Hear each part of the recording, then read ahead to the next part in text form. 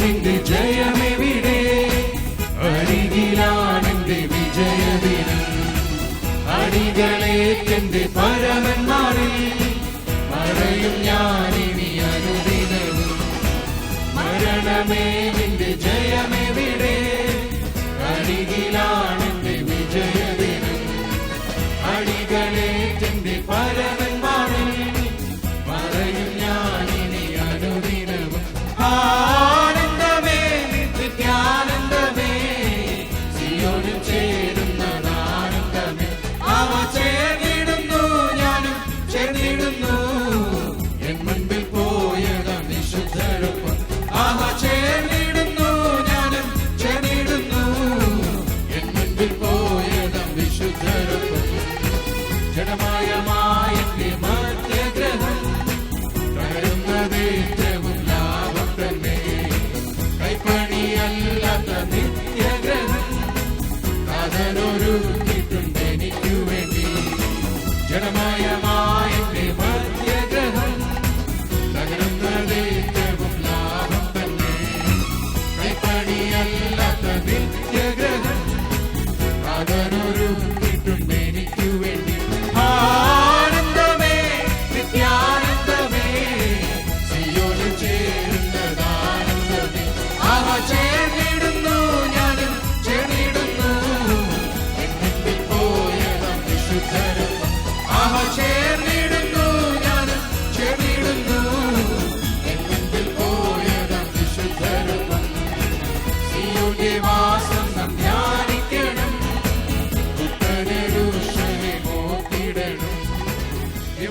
Thiruvalla IPC prayer centre ഒരുക്കുന്ന living കരിസ്മയിലേക്ക് എല്ലാ മാന്യ പ്രേക്ഷകർക്കും സ്വാഗതം. പ്രയർ സെന്റർ പാരമ്പര്യത്തിനല്ല, പ്രാർത്ഥനയ്ക്കും വചനത്തിനും വിശുദ്ധിക്കും ആരാധനയ്ക്കും പ്രാധാന്യം കൊടുക്കുന്നു.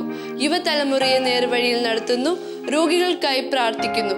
തുടർന്ന് പാസ്റ്റർ രാജപൂവക്കാല ദൈവവചനത്തിൽ നിന്ന് സംസാരിക്കുന്നു. ശ്രദ്ധിച്ചാലും.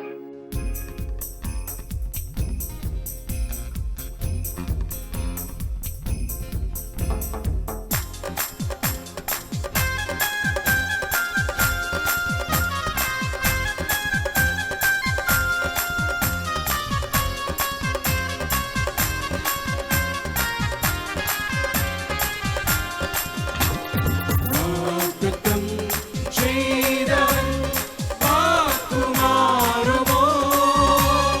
വാഗ്ദത്തം ചെയ്തവൻ വാക്കുമാറുമോ? ഇല്ല ഇല്ല ഒരിക്കലുമില്ല. ഇല്ല ഇല്ല ഒരിക്കലുമില്ല. അവൻ വാക്കുമാറുകില്ല.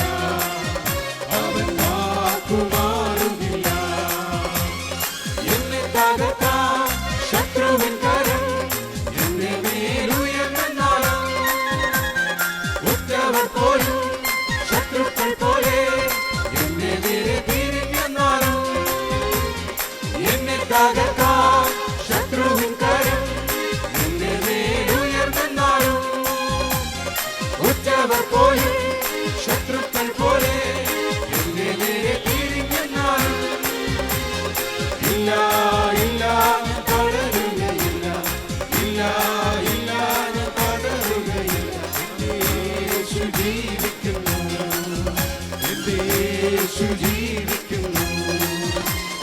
വാഗ്ദത്തം ചെയ്തവൻ വാക്കുമാറുമോ? വാഗ്ദത്തം ചെയ്തവൻ വാക്കുമാറുമോ? ഇല്ല ഇല്ല ഒരിക്കലുമില്ല. ഇല്ല ഇല്ല ഒരിക്കലുമില്ല. അവൻ വാക്കുമാറുകില്ല. അവൻ വാക്കുമാറുകില്ല. പ്രതികൂലക്കാറ്റെന്നിൽ അടിച്ചിടിലും എന്റെ ഉള്ളം കലങ്ങിടിലും ഒരിക്കലും ഉയരില്ല എന്നു നിലച്ചു ഏവരും മാറിയിടും. പ്രതികൂലക്കാറ്റെന്നിൽ അടിച്ചിടിലും എന്റെ ഉള്ളം കലങ്ങിടിലും ഒരിക്കലും ഉയരില്ല എന്നു നിലച്ചു ഏവരും മാറിയിടും. ഇല്ല ഇല്ല ഞാൻ കുഴുങ്ങുകയില്ല. ഇല്ല കൂടെയുണ്ട്, എന്റെ യേശു കൂടെയുണ്ട്. വാഗ്ദത്തം ചെയ്തവൻ വാക്കുമാറുമോ? വാഗ്ദത്തം ചെയ്തവൻ വാക്കുമാറുമോ? ഇല്ല, ഇല്ല, ഒരിക്കലുമില്ല. ഇല്ല, ഇല്ല, ഒരിക്കലുമില്ല. അവൻ വാക്കുമാറുകില്ല. അവൻ വാക്കുമാറുകില്ല. അവൻ വാക്കുമാറുകില്ല. അവൻ വാക്കുമാറുകില്ല. ഞങ്ങളെ ഹൃദയപൂർവ്വമായി ശ്രദ്ധിച്ചുകൊണ്ടിരിക്കുന്ന എല്ലാ പ്രിയപ്പെട്ടവർക്കും യേശുക്രിസ്തുവിന്റെ വലിയ നാമത്തിൽ വിനീതമായ സ്നേഹ വന്ദനം അറിയിക്കുകയാണ്.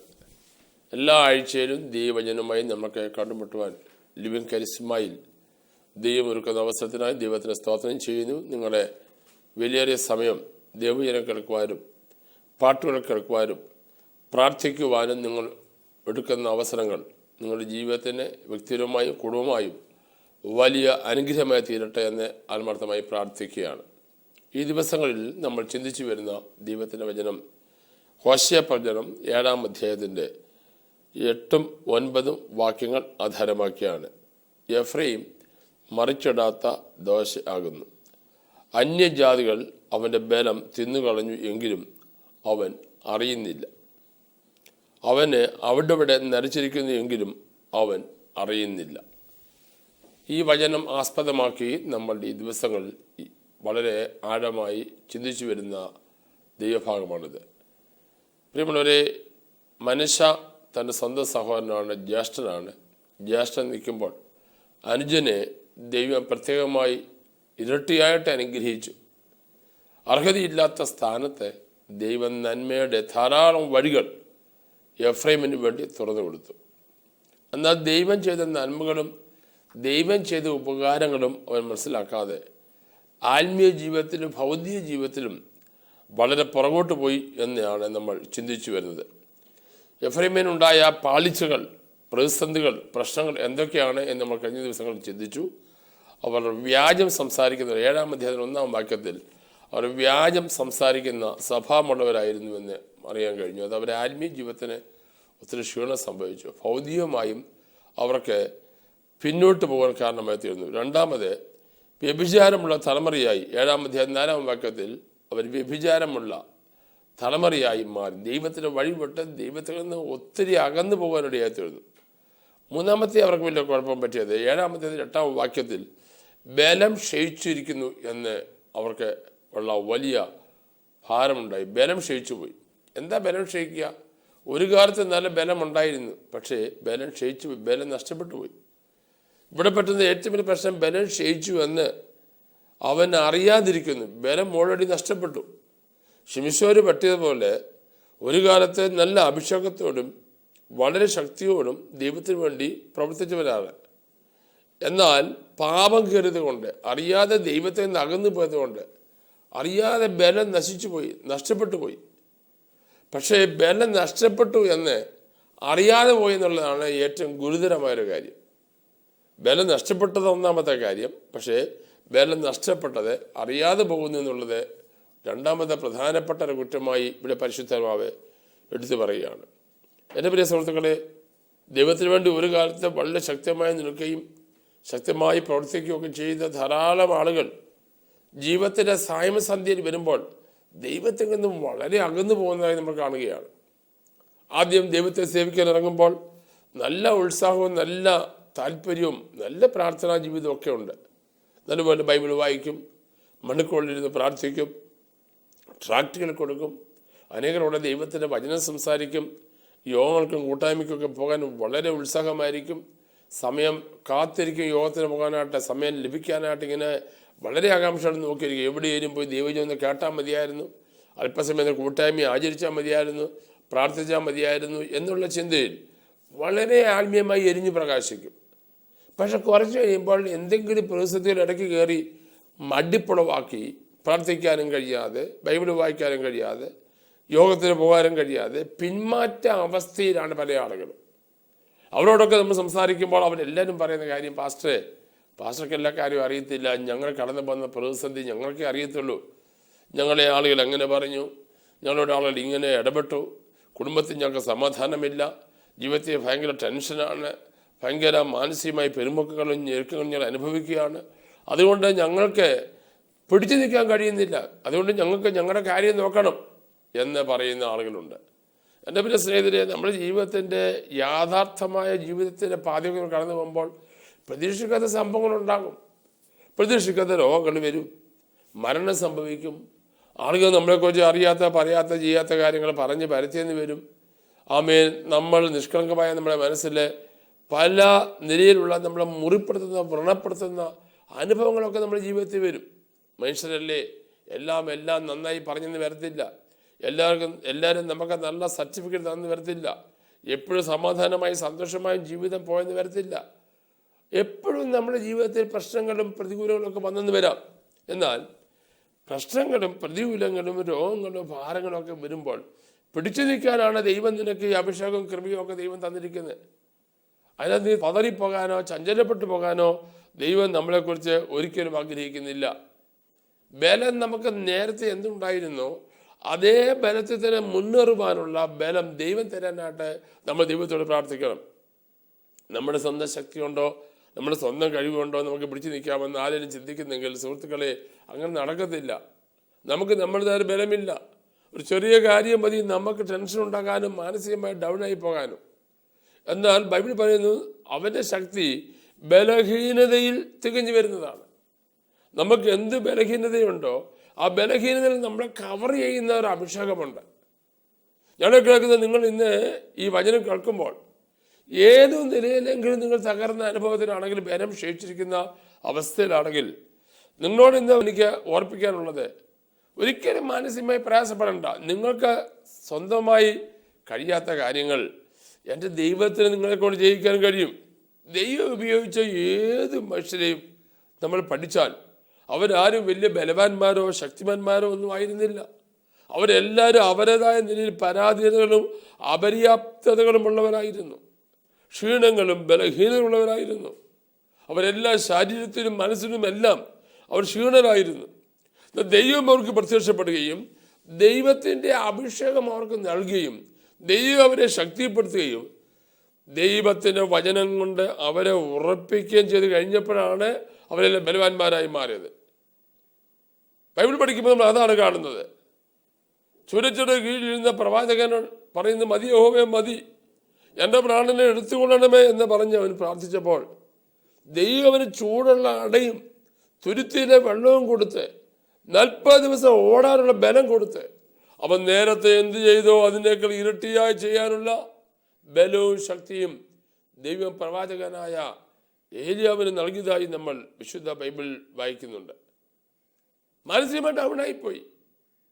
ഒറ്റ പ്രാർത്ഥനയ്ക്ക് തീ ഇറക്കുകയും ബാലിൻ്റെ പ്രവാചകന്മാരെ കൊല്ലുകയൊക്കെ ചെയ്തെങ്കിലും ഇസ്ബേൽ എന്നൊരു സ്ത്രീയുടെ ഒറ്റ വാക്കിൻ്റെ മുമ്പിൽ അവൻ തകർന്നുപോയി.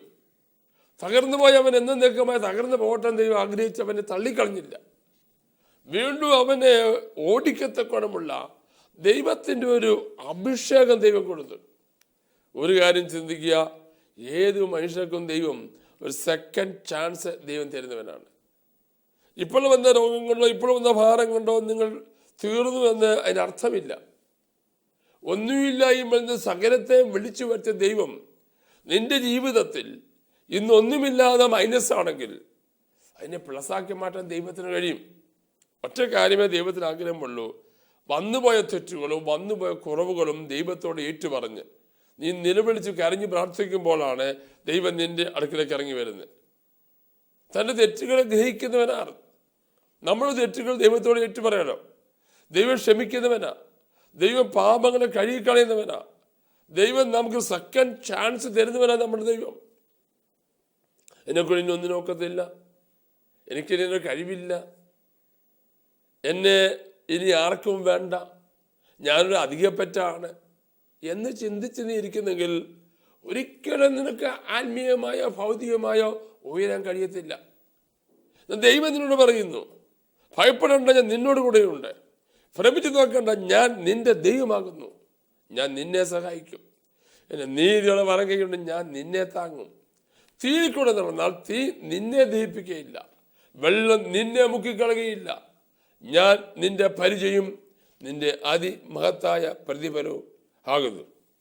നിന്റെ ജീവിതത്തിൻ്റെ പാതയിൽ എല്ലാം തീർന്നു പോയാലും, എല്ലാം നഷ്ടപ്പെട്ടാലും, ശക്തി മുഴുവൻ ക്ഷയിച്ചു പോയാലും, ഇന്നത്തെ പ്രാർത്ഥനയിൽ, ഇന്നത്തെ വചന ശുശ്രൂഷയിൽ ഞാൻ ആത്മാവ് നിങ്ങളെ പ്രവചിച്ചു പറയുകയാണ്, നീ പോലും അത്ഭുതം കൂറുമാറാൻ 2016 ദൈവ അനുഭവത്തിന്റെ വഴികൾ നിനക്ക് വേണ്ടി തുറക്കുകയാണ്.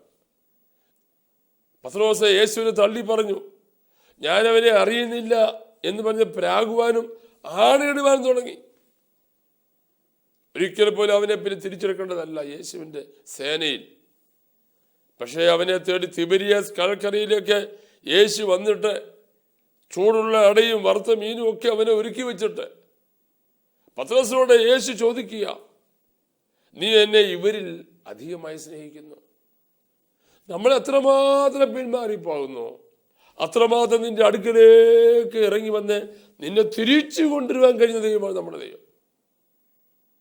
മനുഷ്യ നമുക്കൊരു വലിയ പ്രശ്നമുണ്ട്, ഞാൻ പിന്മാറിപ്പോയി, ഞാൻ ഇനിയിപ്പോൾ പ്രാർത്ഥിക്കുന്നില്ല, ഞാൻ ബൈബിൾ വായിക്കുന്നില്ല, ഞാൻ ഗതി പിടിക്കത്തില്ല, എൻ്റെ തലമുറയ്ക്ക് നന്മ ഉണ്ടാകത്തില്ല, എന്നെ ദൈവത്തിന് പോലും വേണ്ട, എന്നെ എൻ്റെ വീട്ടുകാർക്ക് വേണ്ട, ഇനി ആത്മഹത്യ മാത്രം മതി എന്നാണ് നീ ചിന്തിക്കുന്നതെങ്കിൽ നിന്നോട് ദൈവം എന്ന് പറയുക, അല്ല കുഞ്ഞെ, അല്ല. നിനക്ക് രണ്ടാമതൊരു ജീവിതം തരാൻ ദൈവത്തിന് കഴിയും. നിന്നെ നഷ്ടപ്പെട്ടു പോയ ആത്മീയ അനുഭവങ്ങളുടെ പേരും ഭൗതിക അനുഗ്രഹങ്ങളുടെ പേരും ദൈവം നിങ്ങൾക്ക് കൊയ്ത്തു വെച്ചിട്ടുണ്ട്.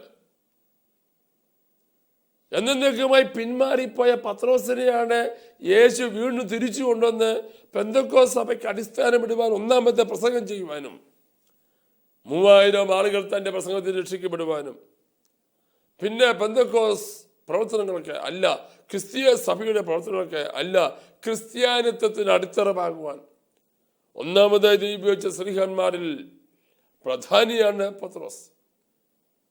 എന്നേക്കുമായി ദൈവം തള്ളിക്കളഞ്ഞില്ല. ദൈവം വീണ്ടും ഒരു സെക്കൻഡ് ചാൻസ് അവന് കൊടുക്കുകയാണ്. വീണ്ടും അവനെ എടുത്ത് ദൈവം ഉപയോഗിക്കുകയാണ്. ദൈവം ഒരു കാര്യമേ ആഗ്രഹിക്കുന്നുള്ളൂ, ആര് അഡ്മിറ്റ് ചെയ്യുന്നു, ആര് മടങ്ങി വരാൻ താല്പര്യപ്പെടുന്നു, അവരെ കൊണ്ട് ദൈവത്തിന് പദ്ധതികളുണ്ട്. ഒരു രോഗം വരുമ്പോൾ എല്ലാം തീർന്നു പോയി നിങ്ങൾ ചിന്തിക്കരുത്. സാമ്പത്തികമായി ബുദ്ധിമുട്ട് വന്നപ്പോൾ എല്ലാം നഷ്ടപ്പെടും നിങ്ങൾ ചിന്തിക്കരുത്. തലമുറയ്ക്ക് എന്തൊരു ചെറിയ പ്രയാസം വന്നതുകൊണ്ട് എല്ലാം തീർന്നു പോയി ചിന്തിക്കരുത്. തലമുറ ദൈവമാണ് തന്നതെങ്കിൽ ആ തലമുറയ്ക്ക് ശുഭകരമായ ഒരു ഭാവി തരാൻ ദൈവത്തിന് കഴിയും. ശരീരം ദൈവമാണ് തന്നതെങ്കിൽ ശരീരത്തെ രോഗമില്ലാതാക്കാൻ ദൈവത്തിന് കഴിയും. മരുന്നല്ല നിന്നെ സൗഖ്യമാക്കുന്നത്, ഡോക്ടർ അല്ല നിന്നെ സൗഖ്യമാക്കുന്നത്, നീ ചെയ്ത സ്കാനിങ്ങോ റേഡിയേഷനോ എക്സ്റേയോ അല്ല നിനക്ക് വിടുതലിന് കാരണമായി മാറുന്നത്. എല്ലാ നാമത്തിലും മേലായ നാമമുള്ള യേശുവിൻ്റെ നാമമാണ് നിന്നെ ഇന്ന് ഉയർത്തിക്കൊണ്ടിരിക്കുന്നത്. ബൈബിൾ പഠിച്ചാൽ, കഴിഞ്ഞകാല ഭക്തന്മാരുടെ അനുഭവങ്ങളെ പഠിച്ചാൽ തള്ളിക്കളഞ്ഞ എത്രയോ കല്ലുകളാണ് മൂലക്കല്ലായി മാറിയത്. ഒരിക്കലും ഗതി പിടിക്കത്തില്ലെന്നും ഒരിക്കലും ഭാവി ഉണ്ടാക്കത്തില്ലെന്നും ഒരിക്കലും നന്മ ഉണ്ടാക്കത്തില്ലെന്നും പറഞ്ഞ് എത്രയോ ജീവിതങ്ങളാണ് തിരിച്ചു വന്ന് അവർ നന്മയിലൊക്കെ കാലുകൾ ചവിട്ടിക്കയറിയത്. അവരെല്ലാം ദൈവം ഉപയോഗിച്ച ചരിത്രമാണ് ക്രിസ്തീയ ചരിത്രം. ആരെയും പറയുന്ന വാക്ക് നിന്റെ ജീവിതത്തിന്റെ അന്തിമമായി നീ ചിന്തിക്കരുത്. ദൈവം പറയുന്ന വാക്കാണ് അൾട്ടിമേറ്റ് വാക്ക്. ദൈവം പറയുന്ന വാക്കാണ് അവസാന വാക്ക്. മനുഷ്യൻ എപ്പോഴും നിന്നെ ഡൗൺ ആക്കാനും നിന്നെ നിരാശപ്പെടുത്താനും നിനക്ക് കഴിവില്ലെന്ന് പറയാനും നീ ഗതി പിടിക്കത്തില്ലെന്നും നിന്റെ തലമുറ അനുഗ്രഹിക്കപ്പെടുത്തില്ലെന്ന് പറയാനേ മനുഷ്യൻ ആഗ്രഹിക്കത്തുള്ളൂ. പുറമേ കാണുമ്പോൾ ചിരിച്ചു കാണിക്കും, പുറമേ കാണുമ്പോൾ നിന്നോട് സ്നേഹം ഭാവിക്കും. പക്ഷേ അവർ അകത്തിരിക്കുന്നത് നിനക്ക് ക്ഷീണം വരുന്നത് കാണാനാ. എന്നാൽ ദൈവം ഒരിക്കലും അങ്ങനെയല്ല. ദൈവം ഏത് മനുഷ്യനെ കൈക്ക് പിടിച്ച് ഉയർത്തുന്നവനാ. വൃത്തിമായി എന്ന് പറഞ്ഞ കുരുടനെ അവനെ നിലവിളി കേട്ട് അവിടെ നിന്ന് അവനെ കണ്ണീന് കാഴ്ച കൊടുക്കാൻ ദൈവത്തിന് കഴിഞ്ഞെങ്കിൽ തീർന്നില്ല. ആരവൻ്റെ അടുക്കലേക്ക് അടുത്ത് വരാൻ കഴിയുന്നോ അവൻ്റെ അടുക്കലേക്ക് ഓടിയെത്തുന്ന ദൈവം. നമ്മൾ വായിക്കുന്നതായ എല്ലാം നശിപ്പിച്ച അപ്പൻ്റെ എല്ലാ സമ്പത്തുകളും നഷ്ടപ്പെടുത്തി കളഞ്ഞ ആ മകൻ അവൻ മടങ്ങി വരാൻ ആഗ്രഹിച്ചു. അവൻ മടങ്ങി വരാൻ ആഗ്രഹിച്ചപ്പോൾ അവനൊരിക്കലും ചിന്തിച്ചില്ല അവൻ അപ്പൻ അവനെ സ്വീകരിക്കാനായിട്ട് അവൻ്റെ അടുക്കിലേക്ക് വരുമെന്ന് ഒരിക്കലും ചിന്തിച്ചില്ല. അപ്പൻ്റെ വീട്ടിൽ വേലക്കാരനായി, അപ്പൻ്റെ വീട്ടിലെ ഒരു ജോലിക്കാരനായി നിൽക്കാനേ അവൻ ആഗ്രഹിച്ചുള്ളൂ. വിറയ്ക്കുന്ന കാലുകളോടും വിറയ്ക്കുന്ന കൈകളോടും വിറയ്ക്കുന്ന ചുണ്ടുകളോടും കൂടെ അപ്പനോട് ക്ഷമാപണം ചെയ്യുവാനായിട്ട് അവൻ വീട്ടിലേക്ക് നടന്നു വരുമ്പോൾ അവൻ വരുന്ന ആ അടുക്കലേക്ക് അവനെ കാത്തിരിക്കുന്ന അപ്പൻ ഇറങ്ങി ഓടി വരികയാണ്. അവന് നഷ്ടപ്പെട്ട സ്ഥാനത്ത് നിന്ന് പിന്മാറിയ സ്ഥാനത്ത് നിന്ന് അനേകം മൈലുകൾ നടന്നവൻ വന്നപ്പോൾ അവന് വേണ്ടി കാത്തു നിന്ന് അവൻ്റെ അടുക്കലേക്ക് നടന്നു വരുന്ന യേശു. ഒരു കാര്യം ഓർക്കുക, നിനക്ക് എത്രത്തോളം വരാമോ അത്രത്തോളം ദൈവത്തിൻ്റെ അടുക്കിലേക്ക് വരിക. അവിടം വരെ നീ വന്നു കഴിയുമ്പോൾ നിന്റെ അടുക്കിലേക്ക് ഓടിയെത്തുന്ന ദൈവമാണ് നമ്മുടെ ദൈവം. പല ആളും വിചാരിക്കുന്നത് ഞാൻ ഇനി തിരിച്ചു വരുന്നേയില്ല. അല്ല സുഹൃത്തെ, പിന്മാറ്റ അനുഭവത്തിൽ നിന്ന് തിരിച്ചു വരാൻ നീ തയ്യാറാകുമ്പോൾ നിന്നെ തള്ളിക്കളയാൻ നിന്റെ അടുക്കിലേക്ക് ഓടി വരുന്ന ഒരു ദൈവം. പക്ഷെ നീ ഒരു കാര്യം ചെയ്യണം, നീ പറയണം, അപ്പാ ഞാൻ നിന്നോട് സ്വർഗത്തോട് പാപം ചെയ്തു, ഇനി നിന്റെ മകനെ നീ വിളിക്കാൻ ഞാൻ യോഗ്യനല്ല എന്ന് പറയുന്ന നിന്റെ വാ കൊണ്ട് പറയുന്ന ആ കൺഫസിങ് വേർഡ്സ്, നീ വാ കൊണ്ട് പറയുന്ന ആ സമർപ്പണ വാക്കുകൾ അത് കേൾക്കാൻ അപ്പൻ ഇഷ്ടമാണ്. ആ നിന്റെ വായിന്ന് വീണ് കഴിയുമ്പോൾ നിന്റെ സ്ഥിതിക്കെല്ലാം ഭേദം വരിക. നിന്നെ അവൻ കൊള്ളിപ്പിക്കുന്നു, നിന്നെ അവൻ പുതിയ അങ്കി ധരിപ്പിക്കുന്നു, നിന്റെ കാലിനവൻ ചെരിപ്പിടിക്കുന്നു, നിന്നെ മോതിരവൻ അണിയിപ്പിക്കുന്നു. നിന്റെ പണ്ട് നിനക്ക് ഏത് അവസ്ഥയിലായിരുന്നോ ആ അവസ്ഥയിൽ ഒന്നും കുറയ്ക്കാതെ നിന്നെ മടക്കി വരുത്തുന്ന ദൈവമാണ് നമ്മുടെ ദൈവം.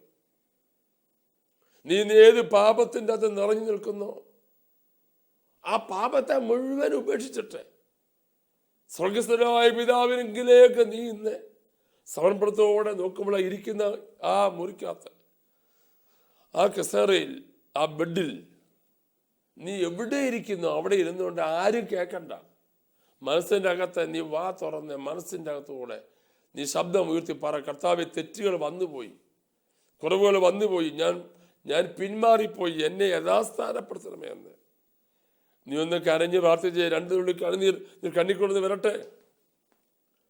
നീ പോലും അറിയാതെ നിന്റെ ശരീരത്തിന്റെ പേശികൾക്കകത്ത്, നിന്റെ ഞരമ്പുകൾക്കകത്ത്, നിന്റെ ബുദ്ധിമണ്ഡലത്തിന്റെ അകത്ത്, നിന്റെ ആന്തരിക അവയവകൾക്കകത്ത് നീ പോലും അറിയാതെ കറണ്ട് ഇപ്പോൾ പാസ് ചെയ്യും. ആ ദൈവത്തിന്റെ അഭിഷേകം സ്വിച്ച് ഇടുമ്പോൾ ലൈറ്റ് കത്തുന്ന പോലെ നിന്നിലേക്ക് വ്യാപരിക്കുന്ന അഭിഷേകത്തിന്റെ ശക്തിയിൽ നിന്റെ അകത്തുള്ള എല്ലാ കെട്ടും പൊട്ടിയിട്ട് നിന്റെ ഹൃദയത്തിൻ്റെ അകത്തു നിന്ന് ഇറങ്ങിപ്പോകുന്ന ഒരു പൈശാചിക പോരാട്ടത്തെ നിനക്ക് മനസ്സിലാക്കാനും നിന്റെ അകത്തേക്ക് വന്നു കയറുന്ന ദൈവിക സമാധാനത്തെ അനുഭവിപ്പാനുമുള്ള കൃപ ഇപ്പോൾ ദൈവം നിനക്ക് തരും. പിശാചിന്റെ അകത്ത് നിന്ന് ഇറങ്ങി ഓടും, അകത്തേക്ക് സമാധാനം ഓടിക്കേറും. രണ്ടിലേതാ വേണ്ടി നിങ്ങൾ തീരുമാനിക്കുക. മൊത്തം ചേഞ്ച് ഉണ്ടാക്കാൻ പോകുകയാണ്. ശരീരത്തിൽ മൊത്തം ഒരു ചേഞ്ച് ഉണ്ടാക്കാൻ പോകുകയാണ്. നിന്റെ ബുദ്ധിമണ്ഡലത്തിനെല്ലാം ചേഞ്ച് ഉണ്ടാക്കാൻ പോവുകയാണ്. കുടുംബത്തിനും തലമുറയിലും എല്ലാവരും വ്യത്യാസം ഇപ്പോൾ സംഭവിക്കാൻ പോവുകയാണ്. ഒറ്റ കാര്യം, മടങ്ങി വരാൻ തീരുമാനിക്കുക. എഫ്രൈമിനോട് ദൈവം പറയുന്നു, നീ യഥാസ്ഥാനപ്പെട്ട് മടങ്ങി വരണം. ബലം ക്ഷയിച്ചിരിക്കുന്നത് നീ തന്നെ സമ്മതിക്കണം. നീ സമ്മതിച്ചു കഴിയുമ്പോൾ നിന്റെ അടുക്കിലേക്ക് ഇറങ്ങി വരുന്ന ദൈവ സാന്നിധ്യം. ഇന്നത്തെ വലിയ ശുശ്രൂഷയിൽ ഞാൻ വിശ്വസിക്കുന്നു, മൊത്തത്തിലൊരു വ്യത്യാസം കുടുംബത്തിന് അത് ഇപ്പോൾ ദൈവം അയക്കുകയാണ്. നീ പോലും ചിന്തിക്കാത്ത തലമുറയിലേക്കും ശരീരത്തിലേക്കും ബിസിനസ്സിലേക്കും നന്മയിലേക്കും കൃഷിയിലേക്കും നിന്റെ എല്ലാ അനുഗ്രഹങ്ങളിലേക്കും ദൈവം ഒരു കൈ ചൂണ്ടാൻ പോകുകയാണ്. ഇപ്പോൾ വിശ്വസിക്കണം, ദൈവം തന്നെ അത്ഭുതം പ്രവർത്തിക്കാൻ പോകുകയാണ്. നമുക്ക് ഒരുമിച്ച് ചേർന്ന് പ്രാർത്ഥിക്കാം. കരുണയുള്ള ദൈവമേ, സ്വർഗ്ഗസ്ഥനായ ഞങ്ങളുടെ പിതാവേ, ഞങ്ങൾ ഈ പ്രിയപ്പെട്ടവർക്ക് വേണ്ടി ഇന്ന് പ്രാർത്ഥിക്കുന്നു. സമാധാനവും സന്തോഷവും ഐശ്വര്യവും നൽകി ഇവരെ അനുഗ്രഹിക്കണമേ. പിന്മാറിയിരിക്കുന്ന ജീവിതങ്ങൾ ഇന്നത്തെ പ്രാർത്ഥനയിൽ യേശുവിന്റെ നാമത്തിൽ മടങ്ങി വരട്ടെ. എല്ലാ പാപവും കർത്താവ് ക്ഷമിക്കണമേ. പിന്മാറ്റ അനുഭവങ്ങളിൽ നിന്ന് സമാധാനം കൊടുത്ത് ഒരു യഥാസ്ഥാനം 2016 ദൈവം കൊടുക്കണമേ. തലമുറയ്ക്കൊരു വിടുതൽ, ശരീരത്തിനൊരു വിടുതൽ, സാമ്പത്തിക ഞെരുക്കങ്ങൾക്ക് ഒരു വിടുതൽ, കർത്താവ് ആത്മീയ ജീവിതത്തിന്റെ ഒരു ഉദ്ധാരണം കർത്താവ് നൽകിയിരിക്കുകയാണ്. സ്തോത്രം. ഇന്നത്തെ പ്രാർത്ഥനയിൽ കുടുംബങ്ങൾ ഏത് രാജ്യത്തിരുന്നുകൊണ്ട് ഏത് മുറിയിലിരുന്നുകൊണ്ട് ഇപ്പോൾ പ്രാർത്ഥിക്കുന്ന ഈ പ്രാർത്ഥനാ ചങ്ങലയിൽ ആരെല്ലാം കൈകൊടുത്തിരിക്കുന്നു അവരെ ഞങ്ങൾക്ക് അറിയത്തില്ല. കർത്താവ് അവരെ അറിയുന്നതിനായി സ്തോത്രം. ഒരത്ഭുതം ഇപ്പോൾ ഇപ്പോൾ ഇപ്പോൾ ദൈവം ചെയ്തതിനായി നന്ദി കർത്താവേ. അടുത്ത ഫോൺ വരുമ്പോൾ, അടുത്ത കത്ത് വരുമ്പോൾ നന്മയുടെ വാർത്തകൾ ഞങ്ങളെ സഹായിക്കണമേ. പിതാവിന്റെയും പുത്രന്റെയും പരിശുദ്ധാത്മാവിന്റെ നാമത്തിൽ ഞങ്ങൾ ജനത്തെ പ്രാർത്ഥിച്ച് അനുഗ്രഹിക്കുന്നു. യേശു ക്രിസ്തുവിന്റെ നാമത്തിൽ തന്നെ ആമേൻ. നിങ്ങളെ ശാന്തമായിക്കോട്ടെ. എല്ലാവർക്കും പ്രത്യേകമായി വന്ദനം പറയുന്നു. നിങ്ങളെ അനുഗ്രഹിക്കട്ടെ. തിരുവല്ലയിൽ എല്ലാ ഞായറാഴ്ച രാവിലെ 8 മുതൽ 11 വരെ ദേവിയക്കോസ് സമീപം മഞ്ഞാടിയിൽ പ്രേസന്റെ ആരാധനയിലേക്ക് നിങ്ങളെ പ്രത്യേകമായി ക്ഷണിക്കുന്നു. അനുഗ്രഹിക്കപ്പെട്ട വചന ശുശ്രൂഷ, രോഗശാന്തി പ്രാർത്ഥന, നല്ല ഗാന ശുശ്രൂഷ, കർത്തൃമേശ, വിടുതൽ, അഭിഷേകം, ശക്തി എല്ലാം കൂടെ ഒത്തിണങ്ങിയ ഒരു ആത്മീയ ശുശ്രൂഷയിലേക്ക് നിങ്ങളെ ഞങ്ങൾ ഹൃദയപൂർവ്വമായി ക്ഷണിക്കുന്നു. ഏത് ജാതിയിൽപ്പെട്ടവർക്കും, ഏത് മതത്തിൽപ്പെട്ടവർക്കും, ഏത് സഭയിൽപ്പെട്ടവർക്കും ആരാധനയ്ക്ക് വരാനുള്ള പൂർണ്ണ സ്വാതന്ത്ര്യമുണ്ട്. ഞാൻ നിങ്ങളെ ക്ഷണിക്കുന്നു. വെള്ളിയാഴ്ച രാവിലെ 10 മണിക്ക് വിടുതൽ ശുശ്രൂഷ നടക്കുന്നു. ദൈവം നിങ്ങളെ ധാരാളമായിട്ട് അനുഗ്രഹിക്കട്ടെ. ഇംഗ്ലീഷ് സർവീസ് 4:30 ഞായറാഴ്ച. എല്ലാ യോഗങ്ങളും പ്രത്യേകമായി ക്ഷണിക്കുന്നു. നിങ്ങളുടെ ഏത് ആവശ്യങ്ങൾ വിളിച്ചു പറയാൻ മടിക്കരുത്. ഏത് സമയത്തും വിളിക്കാം. ദൈവം നിങ്ങൾക്കായി ഒരു അത്ഭുതം കരുതി വെച്ചിരിക്കുന്നു. അടുത്ത ആഴ്ച വീണ്ടും കണ്ടുമുട്ടുന്നതിനും വരെ സർവശക്തനായ ദൈവം നിങ്ങളെല്ലാവരെയും ധാരാളമായിട്ട് അനുഗ്രഹിക്കട്ടെ. Thank you. God bless you.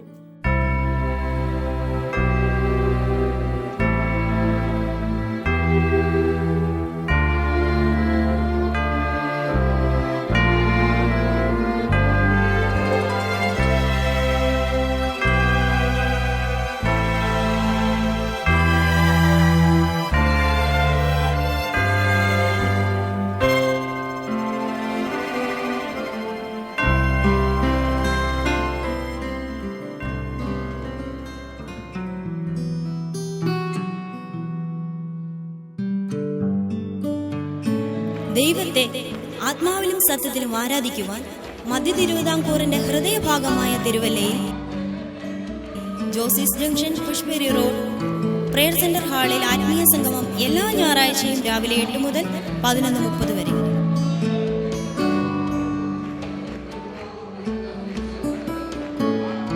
English വർഷം വൈകിട്ട് 4:30 മുതൽ 5:45 വരെ. ഏവർക്കും സ്വാഗതം. മാറാരോഗങ്ങൾ, സാമ്പത്തിക തകർച്ച, തകർന്ന കുടുംബജീവിതം, ആത്മഹത്യ, പ്രശ്നമേതുമാകട്ടെ, യേശുക്രിസ്തുവിൽ കൂടി സമ്പൂർണ്ണ പരിഹാരം. എല്ലാ വെള്ളിയാഴ്ചയും 10:30 മുതൽ 1 മണി വരെ രോഗശാന്തി വിടുതൽ ശുശ്രൂഷ. ദൈവത്തിനും ദൈവവചനത്തിനും പ്രഥമ സ്ഥാനം നൽകുന്നു. പാരമ്പര്യത്തെയല്ല, പത്യോപദേശത്തെ ഉയർത്തുന്നു. വിശുദ്ധ ജീവിതത്തിന് ആഹ്വാനം നൽകുന്നു. സുവിശേഷം പ്രസംഗിക്കുന്നു. യുവതലമുറയെ നേർവഴിയിൽ നടത്തുന്നു. പ്രതിസന്ധിയിൽ അകപ്പെട്ടവർക്ക് കൗൺസിലിംഗ് നൽകുന്നു. രോഗികൾക്കായി പ്രാർത്ഥിക്കുന്നു. കടന്നുവരിക, അനുഗ്രഹം പ്രാപിക്കാം. ഞങ്ങളെ ബന്ധപ്പെടേണ്ട വിലാസം: pastor Raju Poovakkala, IPC prayer centre, post box number 90, Manjadi, Thiruvalla 1. Phone number 9847032151, 9744343051, 0469262350. Email rajupokala@gmail.com. YouTube ID rajupokala youtube.com.